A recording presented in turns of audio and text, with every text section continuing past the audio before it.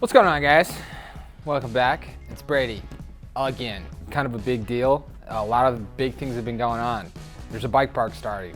Things are just kind of moving along. You guys are, I think, are enjoying the content. Video today, which we have Tuesdays and Fridays, and I'm thinking that, Tech Tuesdays might come back for a week.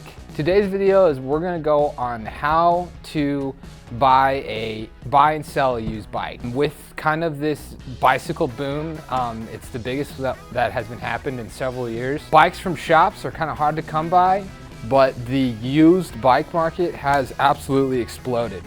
And we have people coming in here all the time asking, do you guys buy used bikes? Do you guys sell used bikes? Is this used bike worth it? Is it not? Different things like that.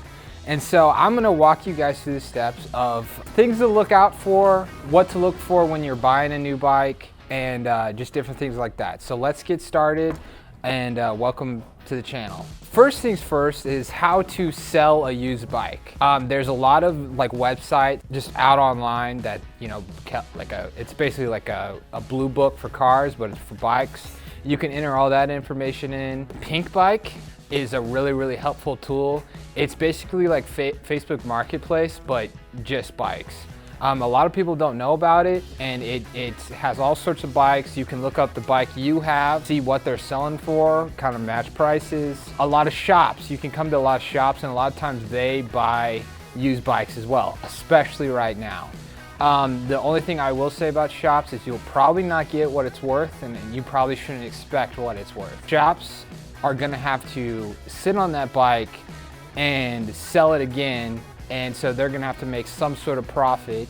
And then the shops a lot of times will take that used bike apart, rebuild it to make it, as new as they possibly can. So a lot of times they will make it a lot less than what it's worth. It's an unfortunate thing, but if you're trying to just get rid of the bike, you can definitely come see us at the shop, and we'll give you our best guesstimate. Here at Mountain Movement, we're very particular about the brands that we sell. It has to usually be a very known brand. When you're buying a used bike, whether you're on Pink Bike, Facebook Marketplace, or anything like that, there's a few things you need to look at so you're not being undersold. There has been so many horror stories of people coming in and they're like, I bought this bike for $3,000 and it's only worth 200 bucks.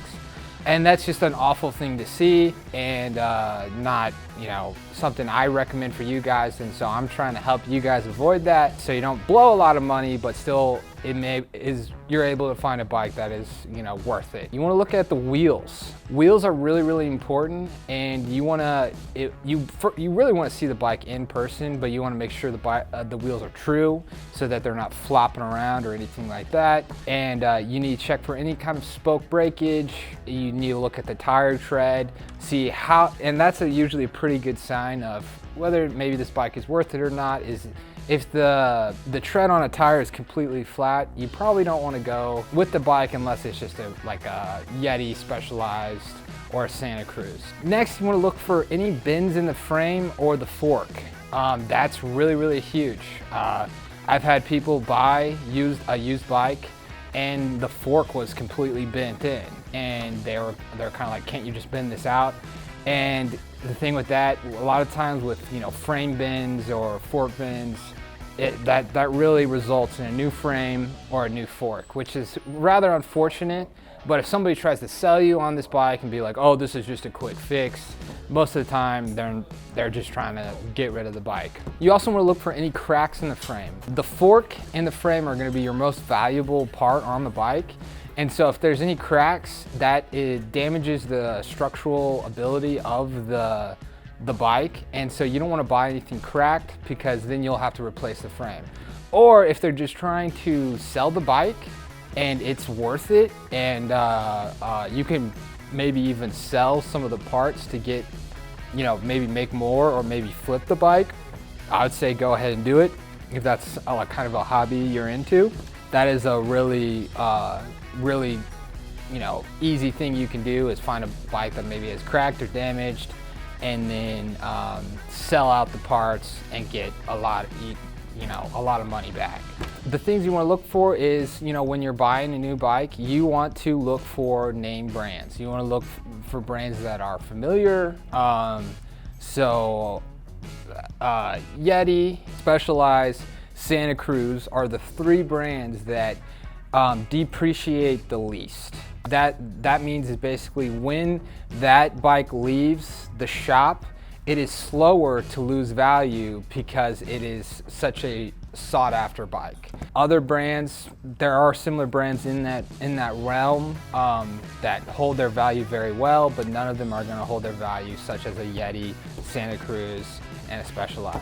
So just keep your eye out for that. And if you don't know and you see a bike that you like and you're afraid to come to a bike shop, I really don't think a bike shop owner, mechanic, or anyone that works in the shop is going to be annoyed or upset if you just give them a quick call and ask, this is the bike I'm looking at. I understand I'm not buying a bike from you. Would this be worth it? We can give you our best answer and kind of what we would pay for it, a recommendation of what you need to look for, and we're really here to help.